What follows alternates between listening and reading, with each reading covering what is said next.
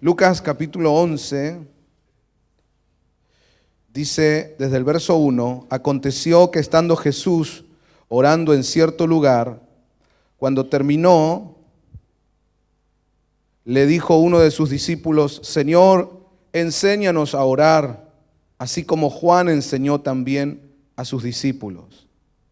Y él les dijo, cuando oréis, decid. Y tal vez sería lindo recordar lo que él enseñó de memoria. ¿Lo sabe? El Padre Nuestro. Dice, Padre nuestro que estás en los cielos, santificado sea tu nombre, venga a nosotros tu reino, hágase tu voluntad como en el cielo, así también en la tierra. El pan nuestro de cada día, dánoslo hoy y perdona nuestras deudas, así como nosotros perdonamos. Y no nos dejes caer en tentación, mas líbranos del mal, porque tuyo es el reino, el poder y la gloria por todos los siglos. Amén. Amén.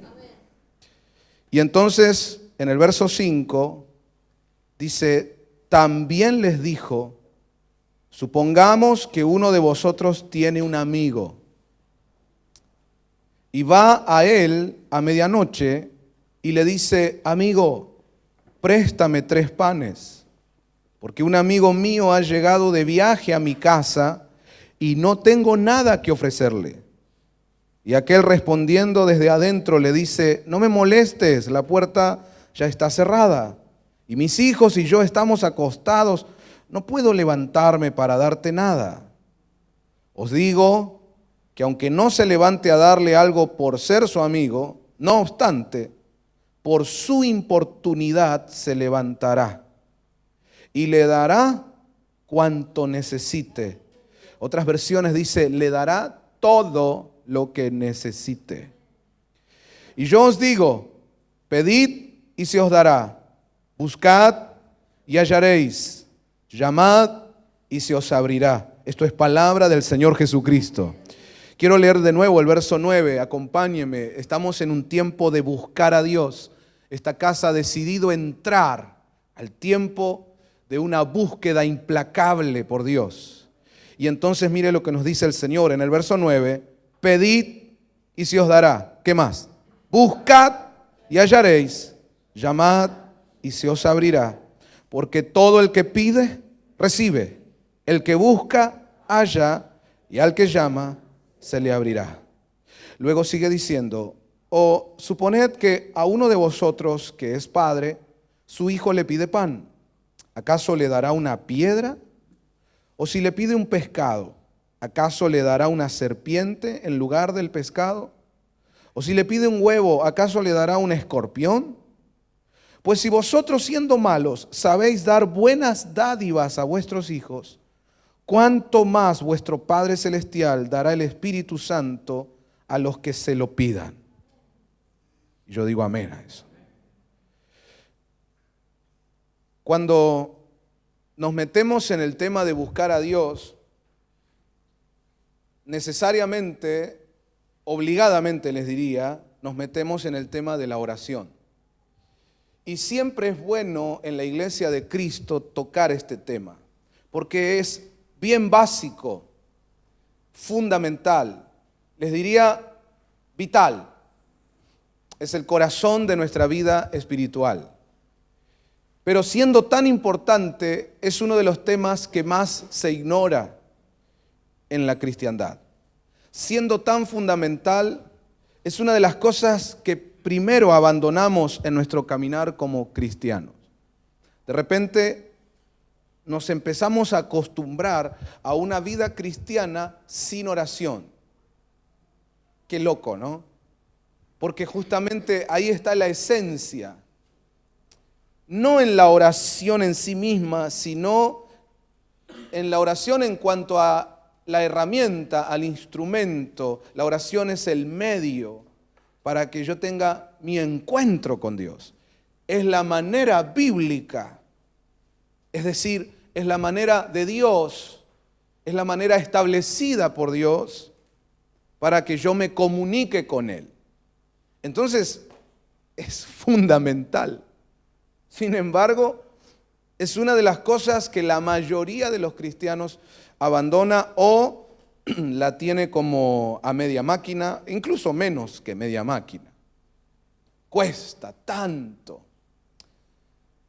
Por un lado podemos decir, bueno, carnalmente no hay una disposición a la oración porque la oración es un ejercicio espiritual. Entonces ahí ya tenemos un impedimento, la carne. Uno mismo que no se decide, no se determina, ¿no? Y esto es una cuestión de disciplina, de decisión.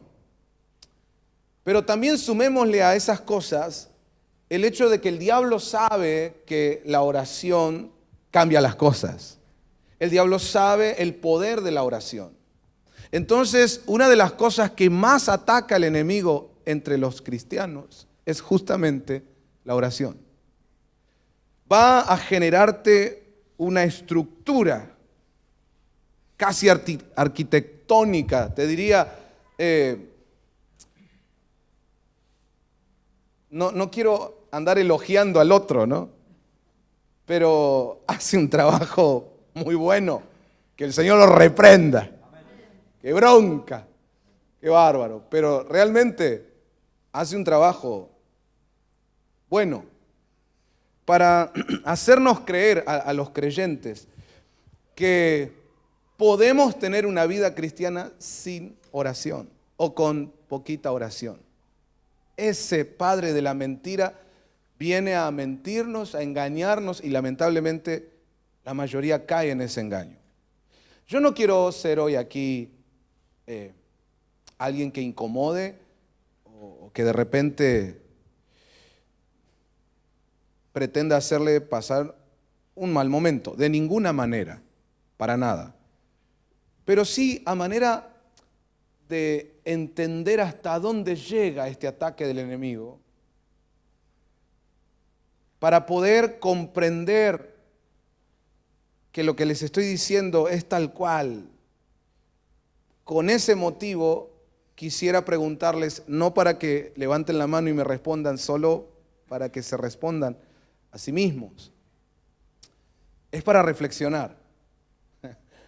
Pero yo le aseguro que si ahora, bajo juramento, nos pusiéramos sinceros, y como los que asumen un cargo, ¿no? Poniendo la mano sobre la Biblia, de tremendos, le preguntara, ¿orás? Le aseguro que la mayoría de nosotros, sincero, diría, no, pero nos abrumaría, porque te aseguro que estamos hablando del 90% como mínimo. No, sinceramente no.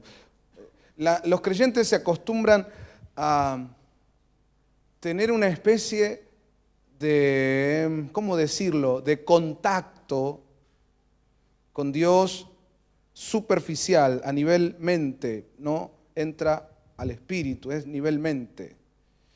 Y lo justificamos. Decimos, no, yo estoy en comunión con Dios todo el día. Y en realidad lo que tenemos son momentos de pensamientos donde lo invocamos. Incluso a veces ni siquiera hablando, solo acá, todo queda acá. Y nos justificamos diciendo, bueno, yo estoy pensando en el Señor. Pero la realidad es que no estamos teniendo comunión con Él. Y eso es lo que nos trae la oración, comunión con Dios. Cuando era chiquitito lo aprendí en la escuela bíblica. Me enseñó mi maestra que orar es hablar con Dios. Yo no puedo tener relación con alguien a quien nunca le hablo.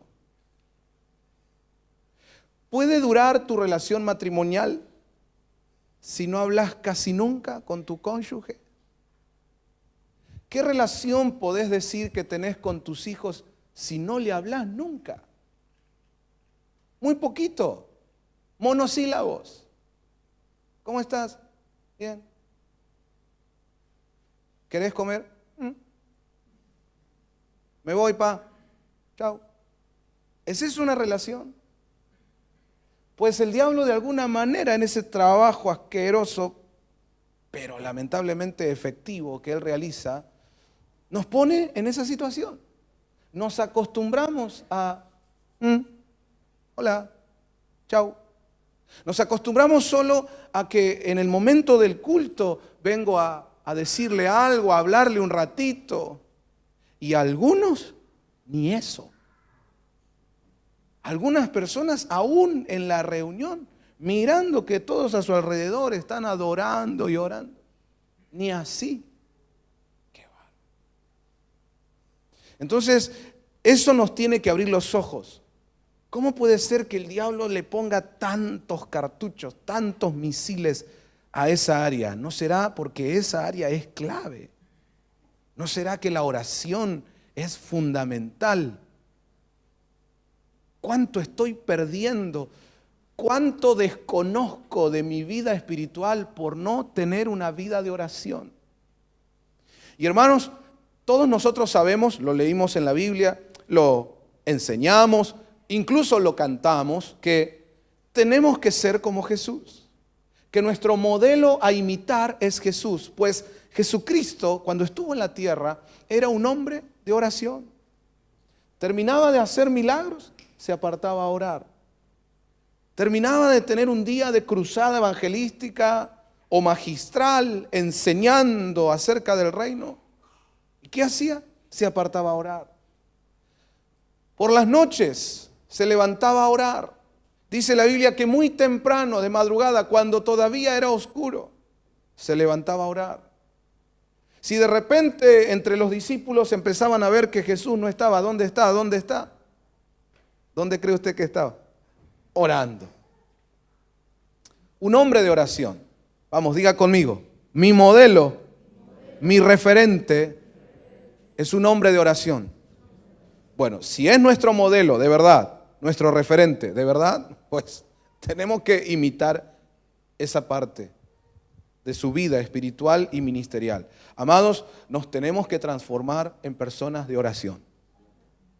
Quiero que agarre esto en el nombre del Señor, porque Dios nos metió en un tiempo de búsqueda de Dios. Y esto va íntimamente ligado con la oración. Diga conmigo, por favor, tenemos que ser personas de oración.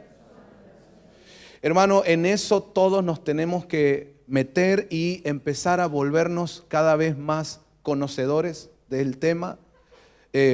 No por leer del tema, sino por vivirlo. ¿Sí?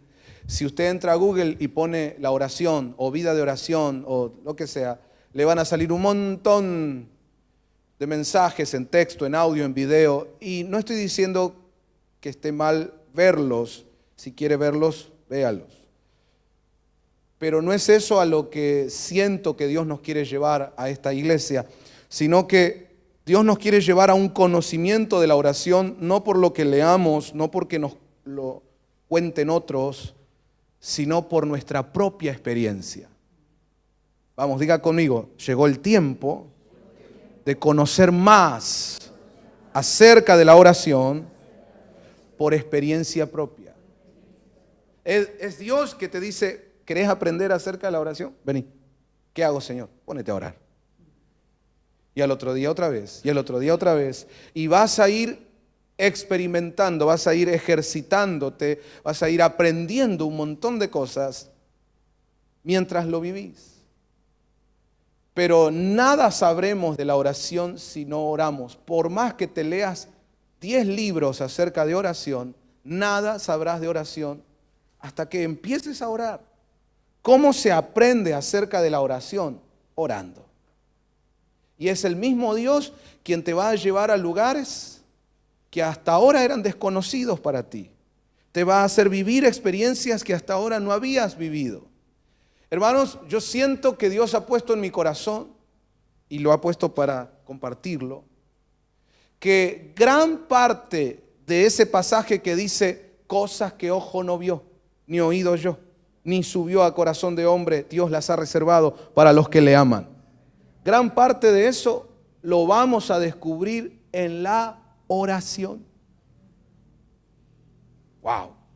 Entonces realmente, hermanos, no sé usted, pero yo estoy sintiendo esa inspiración, esa motivación que viene de Dios, llevando al pueblo a orar más. Por lo menos a 2 hermanos ahí alrededor, ayúdame a predicar. Decirle, hermano, es tiempo de orar más.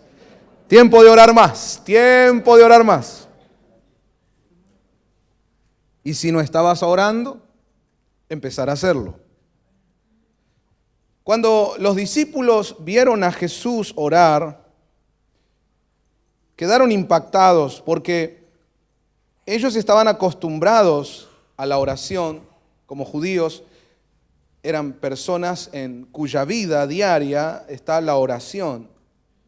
Ellos tienen sus horas, incluso sus momentos específicos de oración. Era muy común ver mientras caminabas por la aldea a los religiosos haciendo su momento de oración. Se convivía con la oración. No son personas que desconocen del tema. Sin embargo, era tan extraordinaria la manera en que Jesús oraba. Era tan distinta a lo que ellos estaban acostumbrados, que fueron impulsados a pedirle, por favor, Señor, enséñanos a orar así como tú oras. Es decir, en el tema de la oración, yo me puedo quedar con la parte religiosa, con lo que aprendí desde la religión, a rezar, a repetir palabras, a tener incluso esa postura física que aprendí en la iglesia donde me crié. Me puedo quedar solo con eso. No está mal. De alguna manera uno intenta hacer contacto con Dios. No está mal, pero es un nivel muy bajito, muy primario, muy de jardín de infantes. Y el Señor nos está invitando a entrar a otra dimensión en la oración. Y para entrar a ese otro nivel, el que nos tiene que llevar a ese nivel es el mismísimo Señor Jesús. Y los discípulos se atrevieron a pedírselo y nosotros hoy también nos atreveremos. Señor, enséñanos a orar. ¿Se anima a decirlo conmigo? Señor, enséñanos a orar.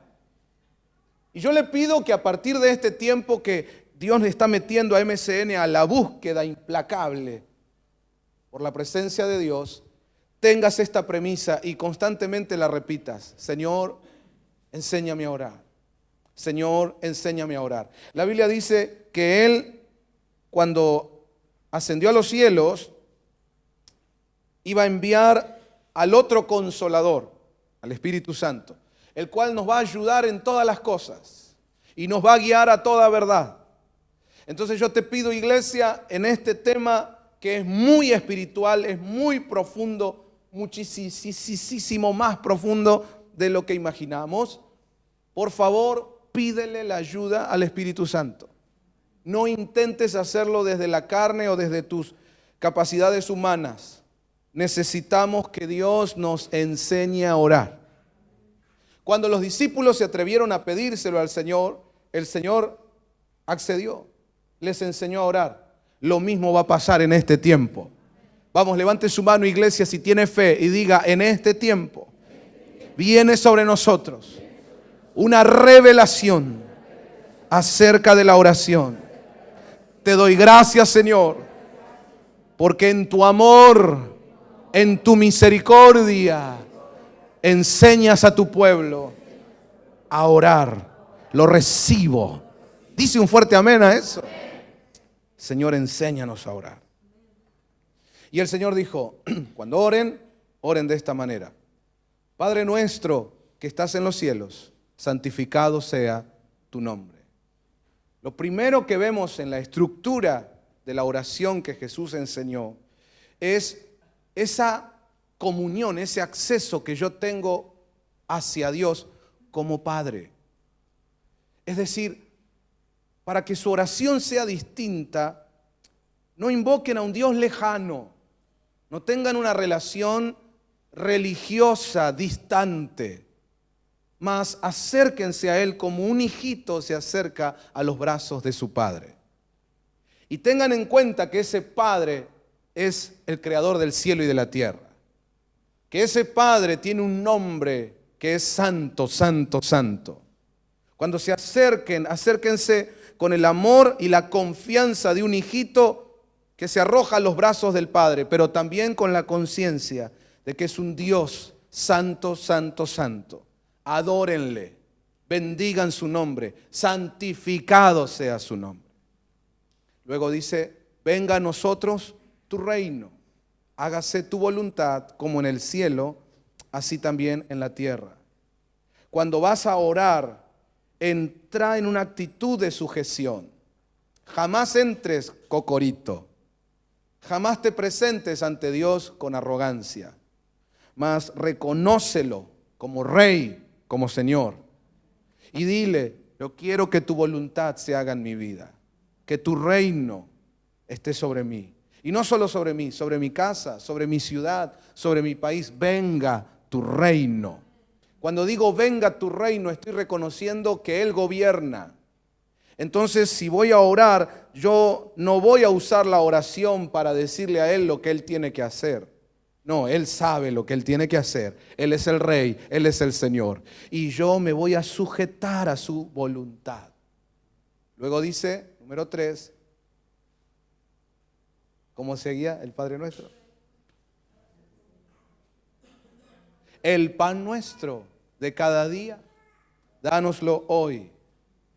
En la estructura de oración que el Señor nos enseñó para poder seguirla como modelo, está la conciencia de que Él me va a proveer, Él tiene lo que yo necesito para vivir. En Él está mi alimento, mi vestidura, mi vida, mis fuerzas. Él tiene la provisión y solo debo pedirla, entendiendo que viene de Él, por eso se la pido a Él. Y también entendiendo que es un Padre de amor. Así empecé orando, Padre nuestro que estás en los cielos. Por lo tanto, no temeré, no estoy con la actitud de andar a saber si me va a oír, si me va a ayudar. No, Él lo va a hacer. El pan, la provisión, la bendición, hermano, que necesitas, te la va a dar. Luego sigue diciendo, perdona. Eso es el número 4, ¿no? Como nosotros perdonamos a nuestros deudores. Entonces, en el modelo de oración se nos enseña que tengo que arreglar mis asuntos no solo con Dios, sino con los demás. Que para tener una fluida y sana comunión con Dios, tengo que estar bien, no solo con Él, sino con los demás. Que para tener una comunión sana con Dios, no tiene que haber rencores, ni broncas, ni iras, ni venganzas, ni envidias, ni nada de eso, más tengo que perdonar, así como Dios me perdona. Es decir, yo necesito el perdón de Dios todos los días, yo soy imperfecto y su gracia, su misericordia son las que me sostienen.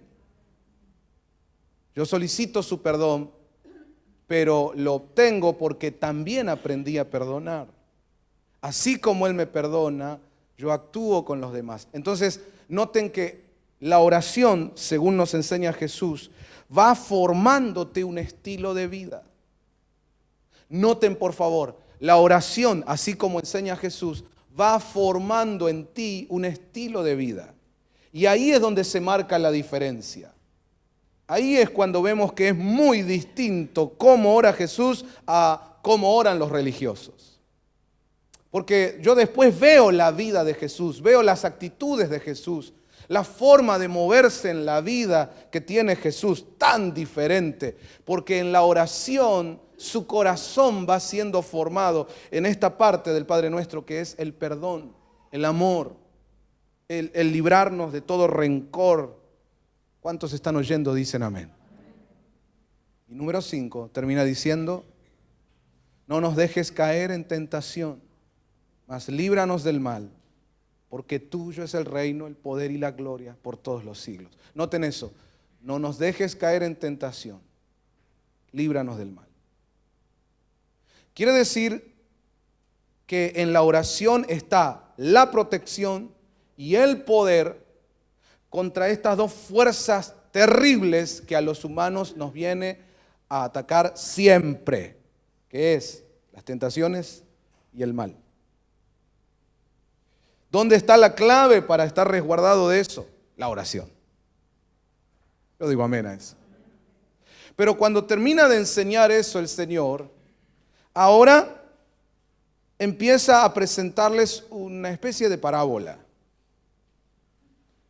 Les pinta un cuadro de una situación y dice, este es un hombre al cual le llega una visita a la noche tarde y él no tiene nada que darle al visitante. Tiene que tratar de entender, hermano, cómo era la cultura en aquel entonces.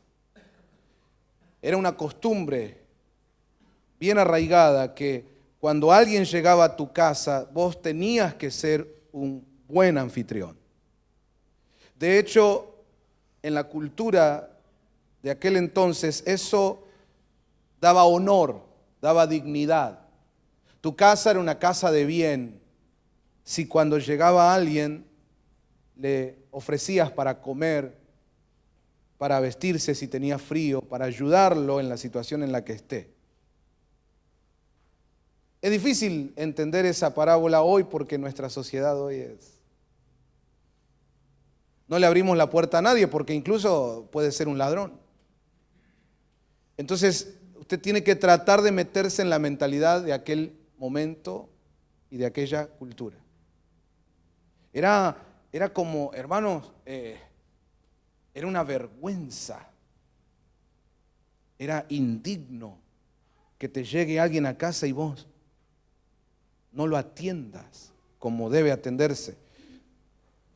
Esto estaba instalado de esta manera porque en aquellas épocas no había colectivos, ni Uber, ni trenes, ni nada de eso. Y la gente para moverse de un lugar a otro caminaba demasiado. Imagínense cómo llegaba a una aldea, alguno que venía atravesando el desierto. ¿En qué condiciones llega a una aldea? Casi inhumanas, con una sed, con un hambre, quizá incluso lastimado. Entonces estaba instalado en la cultura de aquel entonces que una casa tenía honor, tenía dignidad cuando alguien se presentaba y enseguida lo atendía. De hecho, los caminantes, los viajeros, luego hablaban no solo de esa casa, sino de esa aldea por cómo los habían atendido. Se generaba toda una especie de... No había WhatsApp en ese tiempo, no había redes sociales, pero se conocía las aldeas donde vos podías llegar en las peores condiciones y te iban a alimentar, te iban a dar una mano, te iban a ayudar y te iban a preparar para que continúes el viaje.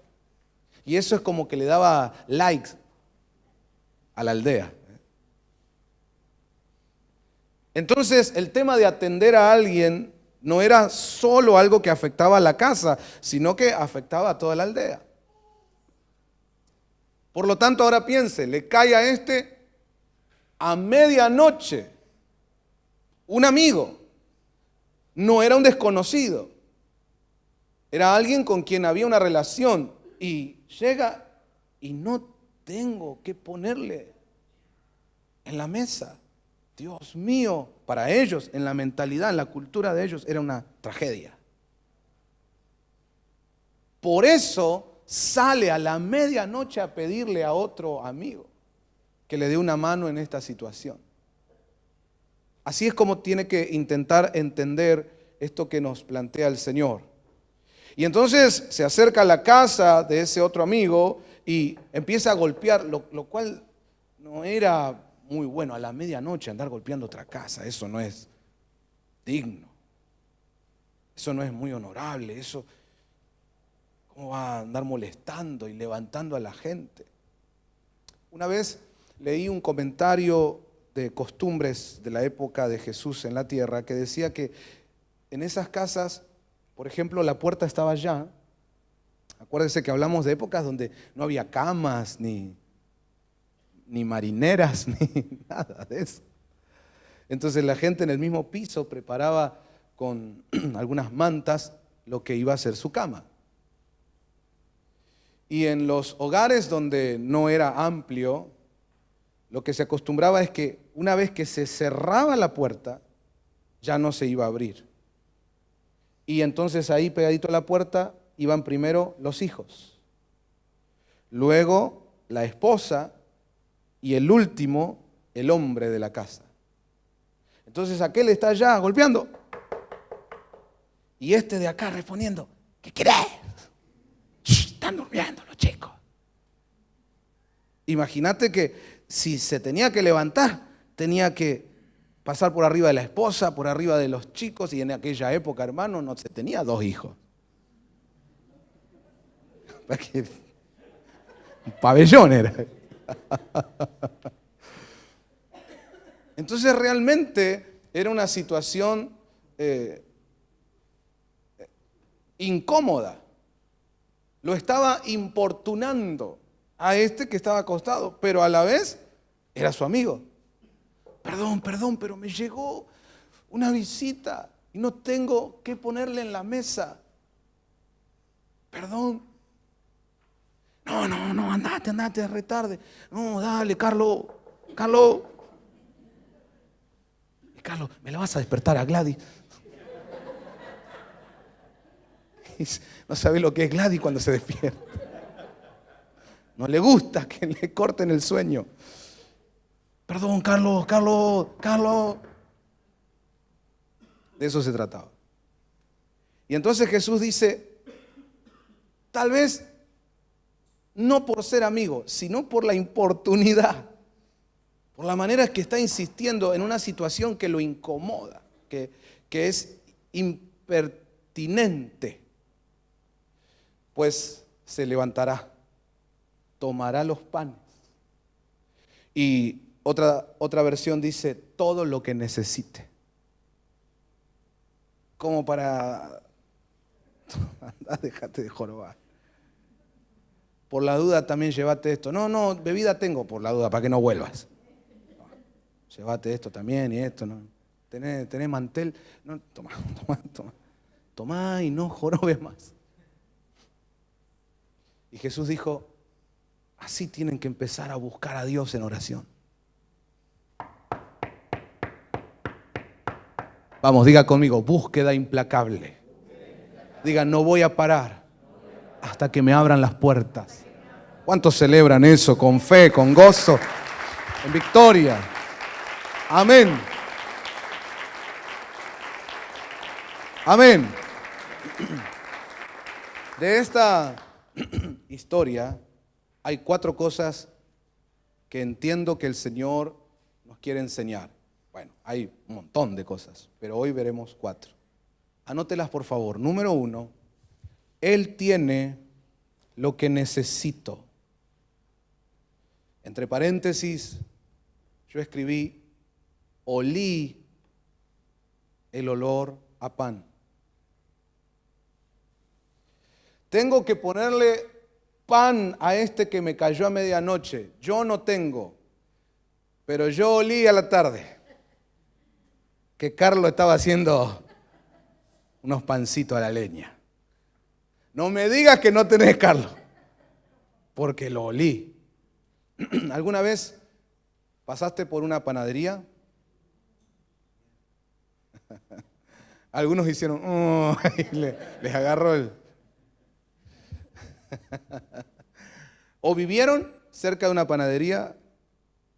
Hay horas en el día que es mortal, ¿no? Y uno sabe, este tiene pan.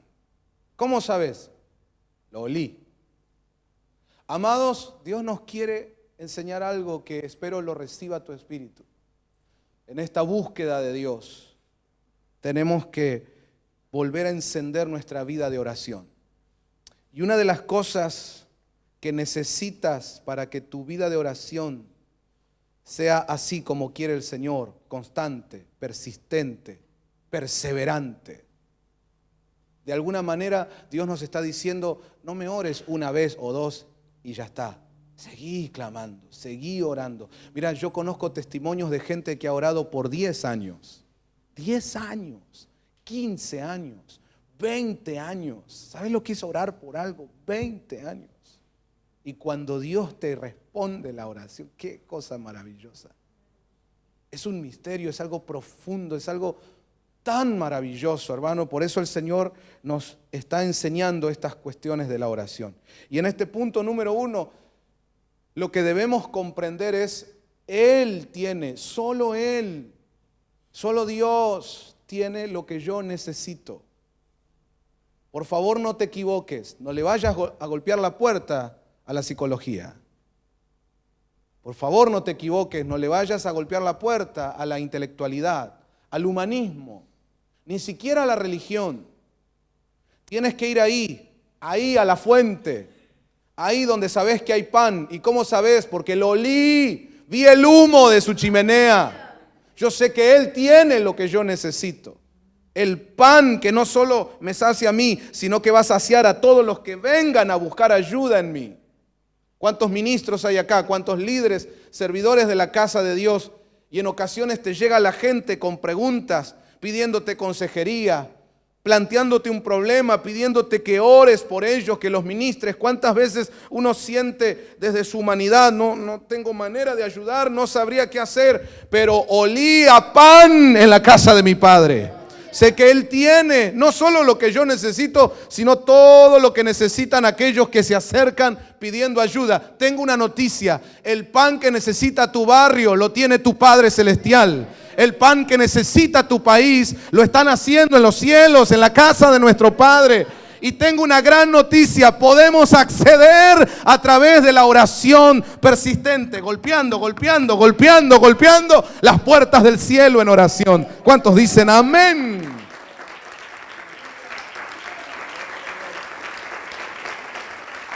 Dale ese aplauso al Señor. Que se oiga esa alabanza de un pueblo que está reivindicando la oración. La oración cambia las cosas. Mucha oración, mucho poder. Sí, vamos iglesia, es tiempo de buscar a Dios. Vamos, mientras aplaude, diga: Él tiene lo que necesito. A cualquier hora, en cualquier momento, sea la situación que sea, nunca lo dudes, Él tiene el pan que necesitas. Número 2, lo que nos enseña esto es que un amigo jamás te dejará tirado. Amén. Un amigo jamás te dejará tirado. Jesús nos enseñó que en nuestra evolución de las etapas como cristiano, hay un estadio al que llegamos donde ya no nos llamará siervo, sino amigo. Y déjame decirte que Jesús es el mejor amigo que pudieras tener.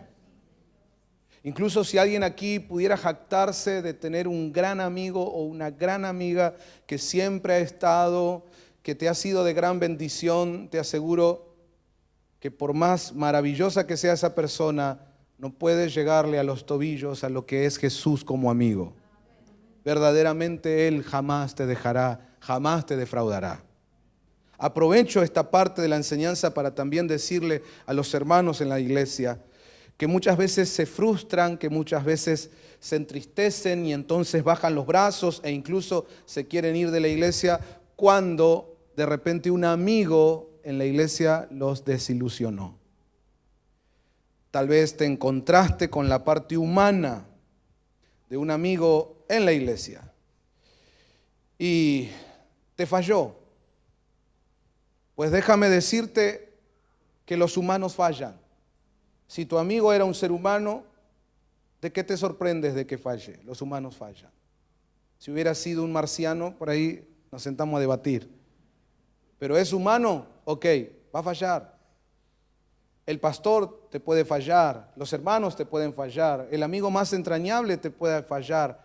Pero, amados, Jesús como amigo jamás falla. Incluso si tiene que ir a la cruz por sus amigos, Él va. Alguien tiene que celebrar eso. Él da su vida por sus amigos. Literal, Él da su vida por sus amigos. Literal. Derrama sangre por sus amigos. Le pone el pecho a las balas, carga la cruz en sus hombros. Enfrenta la muerte por sus amigos. El mejor amigo que existe se llama Jesús. Alguien le da el aplauso más lindo de esta tarde. Amén. Amén. Entonces, cuando ores, acordate de este punto. Un amigo jamás te dejará tirado. ¿Cómo puede él ser tan buen amigo? Es que la Biblia dice que Dios es amor. Dios es amor. Nosotros humanos, que apenas ensayamos, practicamos muy amateur, cositas que tienen que ver con el amor. Intentamos tener relaciones amorosas con nuestros amigos, con nuestra familia, y muchas veces fallamos. Pero Él no falla porque Él es amor. No es que tiene amor, Él es amor. Entonces, cuando te acerques en oración al Señor, nunca te olvides, Él no te dejará, no te abandonará. ¿Oíste eso? Él no te dejará, no te abandonará. Cuando Dios le dijo eso a Josué, sonaba como un amigo. No era solamente el Dios de Israel hablando con su comandante, sino que era un amigo animando a este reciente líder llamado Josué. Entre todas las indicaciones técnicas, profesionales, espirituales para un líder de esa magnitud, yo siento que en un momento le toma el brazo, lo mira a los ojos, le dice: tranquilo, yo no te voy a dejar, ni te voy a abandonar. Parece que es una redundancia, parece que está repitiendo cuando dice: no te dejaré, no te abandonaré. Pero no es una redundancia. Cuando dice no te dejaré, te está diciendo físicamente: yo no me voy a ausentar. Yo voy a estar ahí al lado tuyo. Pero cuando dice no te abandonaré, está diciendo que mentalmente, en el corazón, en su interior, Él también va a estar. Y no te va a dejar. Porque a veces yo puedo tener a alguien físicamente al lado mío, pero en su interior esa persona ya me dejó. ¿Cuántos matrimonios que todavía duermen a la noche juntos, pero en la mente de él o en el corazón de ella ya se fueron? ¿Cuántos padres que están ahí en la casa de su esposa y sus hijos, pero ellos acá y acá ya están en otro rollo? Y aunque físicamente esté en la casa, como padre los abandonó. ¿Me sigue? A veces nosotros podemos estar físicamente en la universidad, pero acá y acá, a esa carrera ya la abandoné. Solo sigo viniendo porque mi viejo, si no me molesta, ya pagó la cuota. A veces estás haciendo dieta y estás en el gimnasio físicamente arriba de la caminadora, pero acá y acá estás comiéndote un churro con dulce de leche, está en otro lado. Entonces dejar no lo dejaste, pero interiormente lo abandonaste. Y muchas veces eso pasa con nuestros amigos.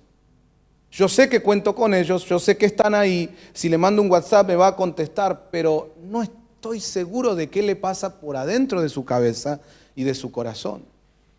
¿Te ha pasado situaciones en las que terminaste de hablar con un amigo y decís: tal vez me dijo esto porque es mi amigo, pero no sé si realmente le importa?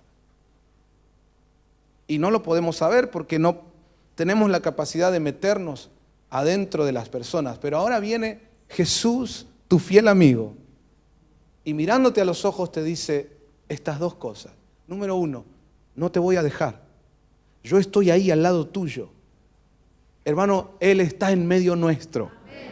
Pero número dos, no te voy a abandonar. Aquí y aquí yo tengo pensamientos de bien acerca de ti. Yo estoy pensando en ti desde que estuve en la cruz abriendo mis brazos. Y no he dejado de pensar en ti. Tengo planes que fueron pergeñados desde antes de la fundación del mundo. Yo soy tu amigo, no te dejaré, no te abandonaré.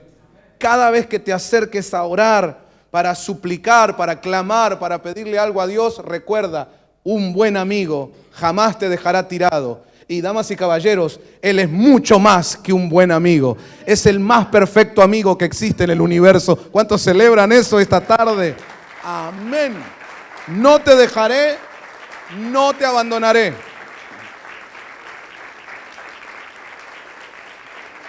Amén. Amén. Diga conmigo, tengo un Dios de amor. Nunca te olvides de eso cuando vas a orar. A veces la respuesta que nosotros queremos no llega en el momento que lo deseamos. Pero eso no invalida a Dios. Eso no significa que Él dejó de oír tu oración o que ya no te quiere más. La voluntad de Dios para nuestra vida es tan grande y muchas veces tenemos que pasar por tratos que incluyen desiertos y valles. Eso ya lo tenés que saber a esta altura. Y no actuar como un niño chiquilín inmaduro, sino entender que Dios me ama, Dios me ama, Dios me ama. Y también yo lo amo, porque Él me amó primero, yo lo amo también a Él. Y escrito está. Y cuando digo escrito está, estoy diciendo que hay un documento legal firmado por la mano de Dios que dice que a los que amamos a Dios, todas las cosas nos ayudan para bien. Así que no dejes que el diablo te confunda, que vengan pensamientos de que Él se olvidó de mí, de que Él no me quiere más. Cuando tienes dudas del amor de Dios, vuelve a mirar la cruz. Ten esa visión de la cruz, no la olvides. Y tampoco olvides esto, un amigo jamás te dejará tirado. Y Él es el más perfecto amigo del universo. Así que recuérdalo cuando ores. Tengo un Dios de amor. Él es mi amigo fiel. Y yo sé que en su tiempo y a la manera de Él va a traer mi respuesta. Dios no me dejará. Dios no me abandonará. ¿Cuántos celebran eso con todo su corazón? Amén. Amén. Amén. Amén. Él no es cualquier cosa. Él no es una mala persona. Él no es un Dios despiadado. No es un ser supremo al que no le importa tu vida. Él es tu amigo. Él es tu Padre de amor. Jamás te dejará, jamás te abandonará. Amén. Alguien grite gloria a Dios. Vamos, denle ese aplauso al Señor. Tengo un Dios maravilloso. Tengo un Dios maravilloso. Gloria a Dios. Gloria a Dios. Gloria a Dios. Aprende, evolucionar, iglesia, por favor, crece en esto de la oración. Y este punto es importantísimo. Él es un Dios de amor. Él es mi amigo. Él no me va a dejar.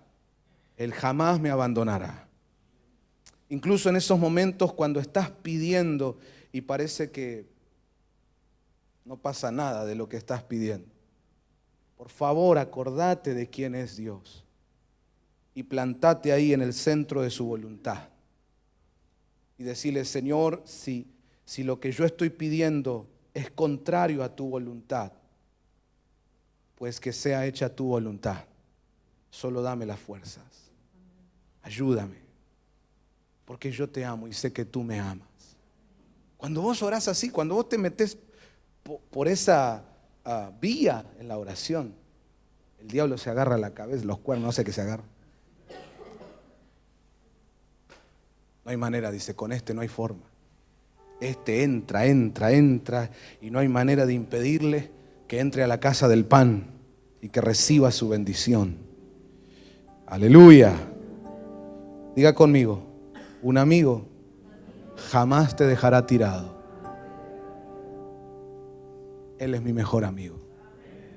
¿Tiene un minutito para cerrar sus ojos y masticar esta verdad? Asimílela, por favor. Te ruego que permitas que esta verdad que Dios nos está mostrando a través del pan de la palabra, a través de este alimento. Permití que esa verdad entre. Permití que haga la digestión, que se haga parte de ti, para que nunca más dudes, para que nunca más permitas que el diablo te gane, haciéndote creer que Dios ya no está, que estás solo o sola, que Dios se olvidó de ti. La palabra dice: Dios se ha acordado, Dios ha inclinado su oído. Jamás te dejará, jamás te abandonará. Y quiero pedirte, Espíritu Santo, esta tarde, que con esa manera única que tú tienes, puedas abrazar ahora a tus hijos que están recibiendo esta palabra. Y que les hagas entender ahora por qué te llaman el Consolador.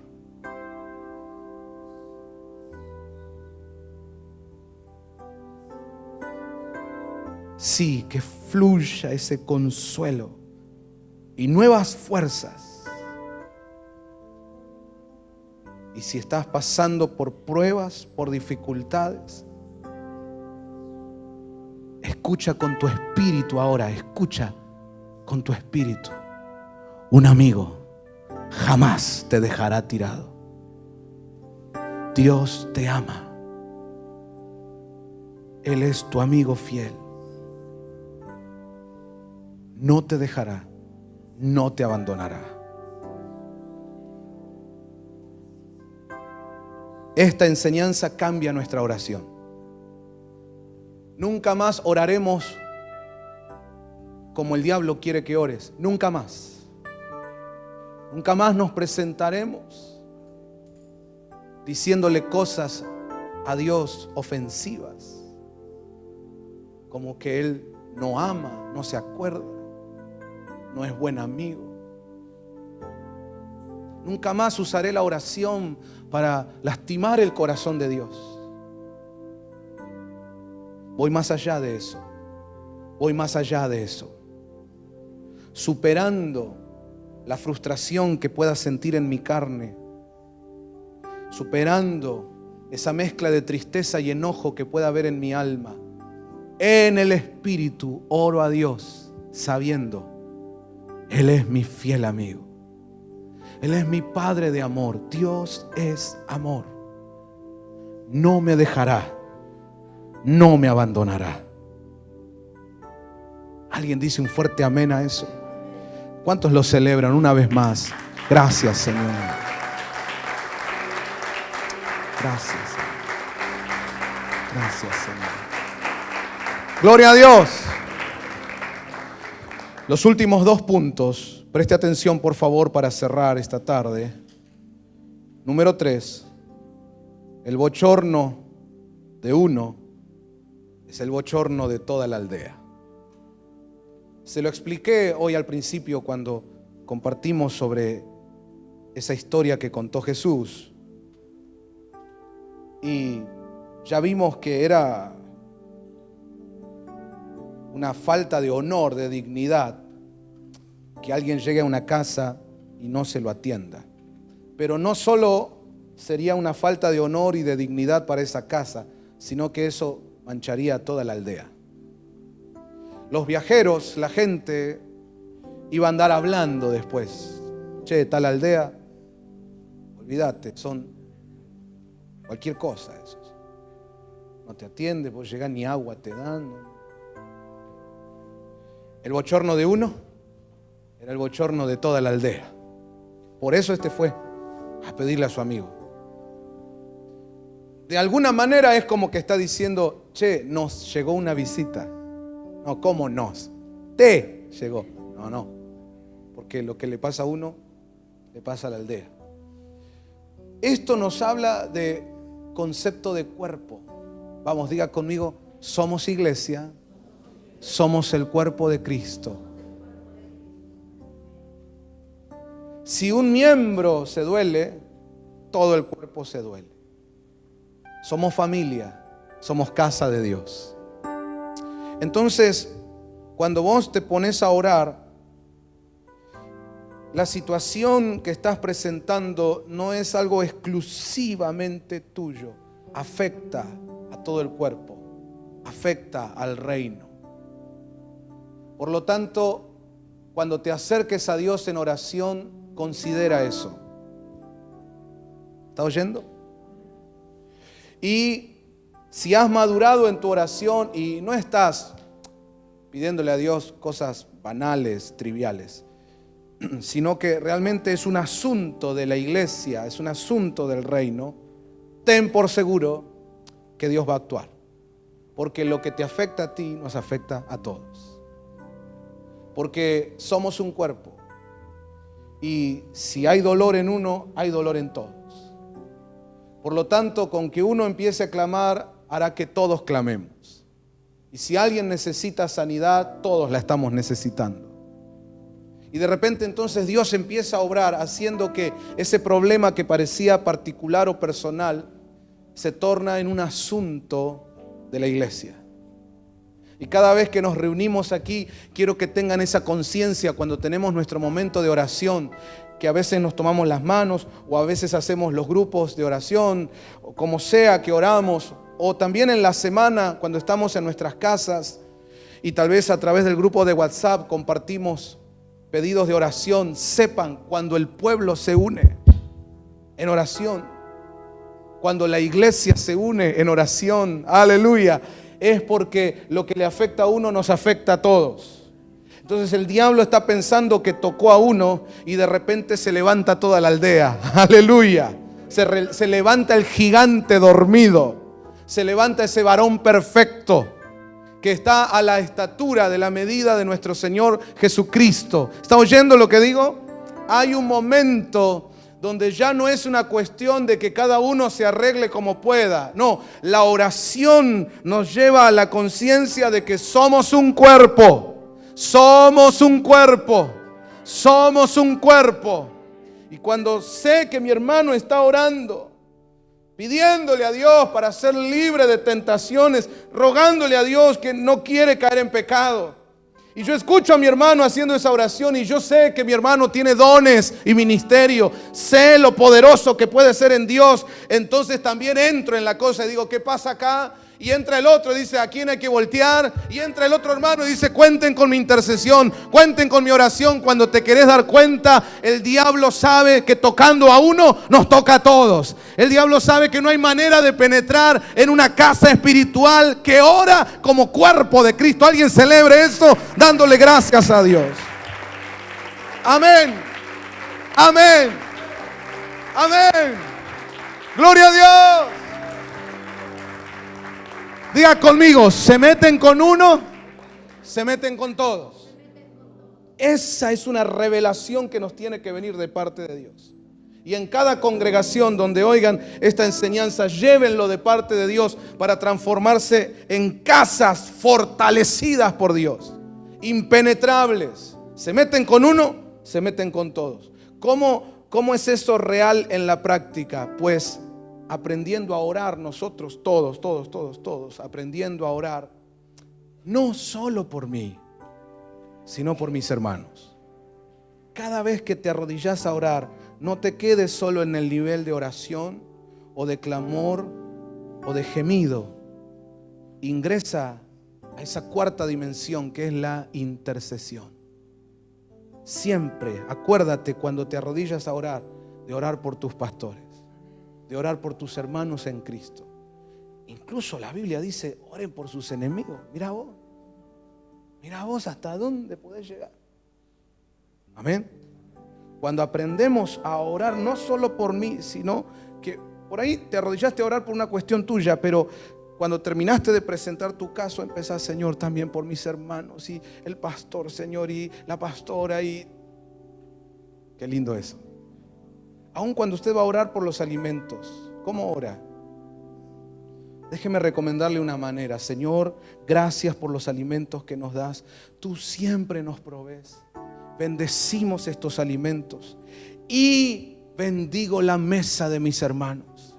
Señor, que cada hogar de nuestra iglesia reciba el pan en su mesa y no falte el alimento. ¿Se da cuenta?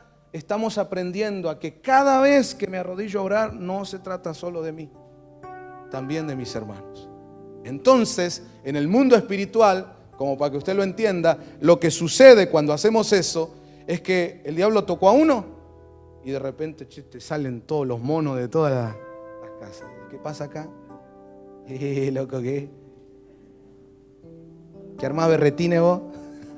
Dale. Tomate el palo, dale. Fuera, en el nombre de Jesús. Fuera, en el nombre de Jesús. Fuera. La sangre de Cristo cubre esta casa. Aleluya. Vamos, el poder de Dios está sobre esta casa. Fuera, en el nombre de Jesús. Fuera, Satanás. Retroceden las fuerzas de tiniebla. Mire, cuando una iglesia descubre eso, codialo ahí al que tenés al lado y decirle así con el dedito: no te olvides de orar por mí.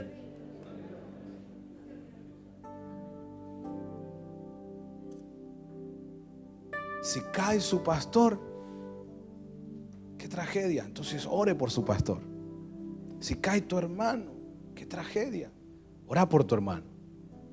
Vamos, diga conmigo: si afecta a uno, nos afecta a todos.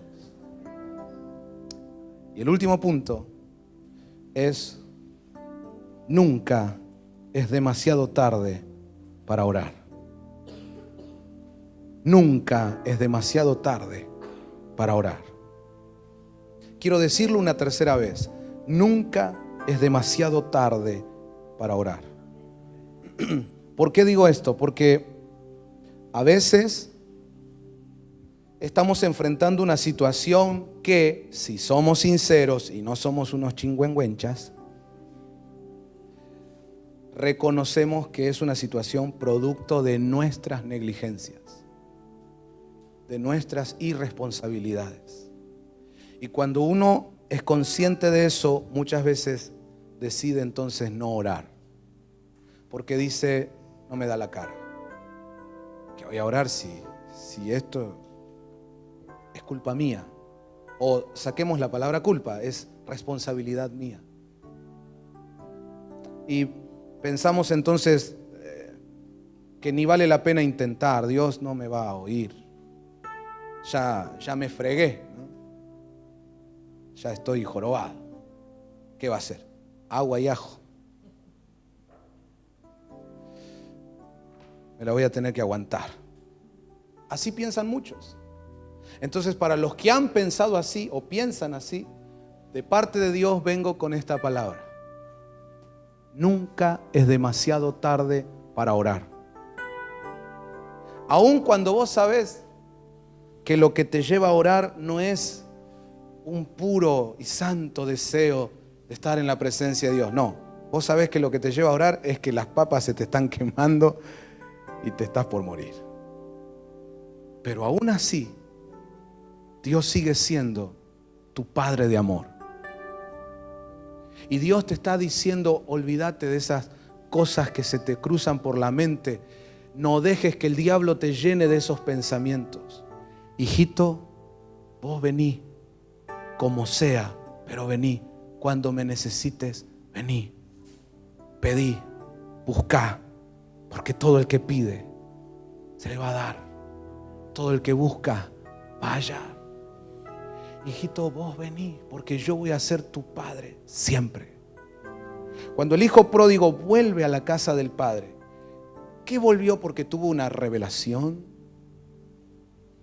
De repente se puso a orar 21 días, cambió su manera de pensar y desde una espiritualidad evolucionada entendió que el regreso a la casa del padre era lo correcto. No, el tipo volvió porque se estaba muriendo de hambre. Y él ensayó una frase, porque algo hay que decir, ¿viste? Cuando lo vea a mi padre le voy a decir. Ahí la Biblia lo comenta, que él lo ensayó, no es algo que le salió del corazón. Él dijo: ¿cómo hago, padre? Ah, ya sé, Le voy a decir: Padre, he pecado contra el cielo y contra ti. No soy digno de ser llamado uno de tus hijos, pero por lo menos hazme un jornalero. En realidad lo que él tenía que decir es: tengo un hambre bárbaro y quiero comer. Porque cuando él estaba en el chiquero con los chanchos, dice la Biblia que él se acordó que hasta los jornaleros, los sirvientes del Padre, comían. Dice: yo ni eso. Hazme como uno de tus jornaleros. Lo que él quiere comer. Pero la Biblia dice que cuando él llega al Padre y le va a decir lo que había ensayado: Padre, he pecado contra... El Padre lo interrumpió. ¿Con qué lo interrumpió? ¿Con un sermón? ¿Con un dedo acusador? ¿Echándolo? Dice que lo interrumpió con un abrazo y un beso. Escucha, a alguien le estoy hablando. Escucha, a Dios no le importa cómo vuelvas o por qué vuelvas. Lo que le importa al Padre es que su Hijo volvió. Nunca es demasiado tarde para orar. Aun cuando te sientas que no me da la cara para pedirle a Dios, Dios te dice: hijito, ora. Si tú hablas con Dios, las cosas cambiarán. Vení, estemos a cuentas. Y si tus pecados fueron tremendos, la sangre de Cristo va a limpiar tu corazón y quedará blanco como la nieve. ¿Cuántos pueden levantar su mano esta tarde y declare conmigo: nunca es demasiado tarde para ponerme a orar? Empiece a orar entonces. Allí donde nos reciben por internet, volvé a hablarle a Dios. ¿Hace cuánto que no te querés acercar a su presencia por vergüenza? Nunca es tarde para volver a orar. Señor, gracias por tu palabra. Gracias, Señor, por llevar a tu pueblo en este tiempo a una búsqueda empedernida, una búsqueda brutal, implacable. Señor, hemos decidido que esta casa va a buscar a Dios. Y te agradecemos que hoy nos enseñas a buscarte en oración. Gracias por revelarnos, Señor, aquellas cosas importantes a la hora de orar. Te ruego que esta palabra quede impregnada, grabada en nuestros corazones y en nuestras mentes. Danos entendimiento, Señor, para que podamos orar de la manera más efectiva, poderosa, eficaz. Y Señor, que en breves días, Señor, te ruego, te suplico, en poquito tiempo, se pueda ver una transformación de esta iglesia que ha decidido ponerse a orar. Te invito a los que estamos aquí reunidos, levanta tu oración por tu casa, por tu matrimonio, aunque esté deshecho tu hogar. Nunca es demasiado tarde para orar. Te invito a levantar tu oración por ese ser querido, aunque te pase como a María y a Marta, que ya lo ves muerto a tu hermano y pensás que ya no hay salida. Nunca es demasiado tarde para ponerse a orar. Quiero escucharles, hermanos, les invito a levantar la voz. Que ores por ese ser querido que está en la cárcel, por ese que está en terapia intensiva. No importa lo que hayan dicho, incluso si ya se pronunciaron como que no hay salida, no hay vuelta atrás. Nunca es demasiado tarde para ponerme a orar. Si el diablo te hizo pensar, ¿para qué orar ahora? Tenías que haber orado antes. Estoy aquí en nombre del Señor declarando: nunca es demasiado tarde para ponerme a orar. Este amigo fue a la medianoche, en una cultura donde la gente ya a las 8 estaba durmiendo. Era realmente tarde, muy tarde. pero supo ir a la puerta correcta, a golpear para que atienda a su amigo. Tu mejor amigo es Cristo. Nunca es demasiado tarde para que te pongas a clamar. Si no lo hiciste antes, hazlo ahora. Les invito, mis amados hermanos, los que estamos aquí, los que nos reciben por internet, les invito a levantar sus manos ahí donde están. Arriba, arriba esas manos. Todos, todos, por favor. Como dice la palabra de Dios, levantando nuestras manos santas delante del Señor. Aleluya. Y empezá a orar con fe. No es tarde. No está todo perdido. Orale a Dios. Clamale a tu Dios. Vuelvan a la oración. Es tiempo de buscar a Dios. Sí, es tiempo de buscar a Dios. Aleluya. En el nombre de Jesús, yo desato sobre esta casa con la autoridad que me fue concedida, totalmente dependiendo de la gracia y la misericordia del Señor al que sirvo. Suelto, impulsado por el Espíritu, un manto de oración sobre esta casa. Un manto de oración sobre cada hombre y mujer que es parte de Familia MCN. Incluso, Señor, esta bendición se extienda a todo aquel que lo cree y lo recibe con un corazón abierto, aunque sea de otra congregación.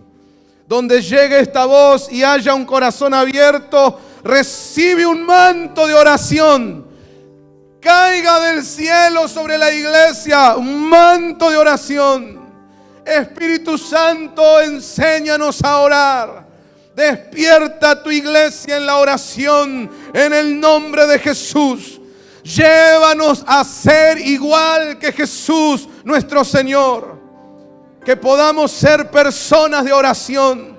Que tengamos vida de oración. ¿Cuántos pueden levantar arriba, arriba, arriba esas manos y pedírselo? Señor, concédemelo, te lo ruego. Quiero tener esa vida de oración que tú tenías. Quiero aprender a orar, Señor, que fluya poderosamente la oración en esta casa. Despierta a este pueblo a la oración. Sí, a toda tu iglesia, Señor. Que resuene, que retumbe en los corazones tu palabra que dice: velad y orad, velad y orad, velad y orad. Sobre todo entendiendo que el tiempo apremia, que tu venida está cerca. En el nombre de Jesús se encienda el fuego de la oración otra vez. Ahí donde estás, clamale, por favor, hacelo, mi hermano. No te me desanimes. No dejes pasar esta oportunidad. Te ruego, mi hermano, clamale ahí donde estás. Pedile: Señor, dame ese fuego en la oración. Despiértame a la oración. Señor, concédenos ser gente de oración. Padre, en el nombre de Jesús, yo vengo ahora delante de ti, agitando ese manto que supo ser parte de la fundación de esta casa. Tú sabes, Señor, que mi madre, tu sierva, Nancy, oraba sin cesar. Era una intercedora poderosa. Señor, yo te ruego ese manto, ese pozo de nuestros padres se reabra aquí. Y levanta, Señor, en esta casa gente de intercesión poderosa. Una iglesia de oración. Aleluya, proclamando mucha oración, mucho poder. Mucha oración, mucho poder. Mucha oración, mucho poder. Aleluya. Señor, que tu gloria se manifieste en medio de tus hijos que oran noche y día. En el nombre de Jesús. Amén. Amén y amén. Puede levantar un aplauso de victoria esta tarde.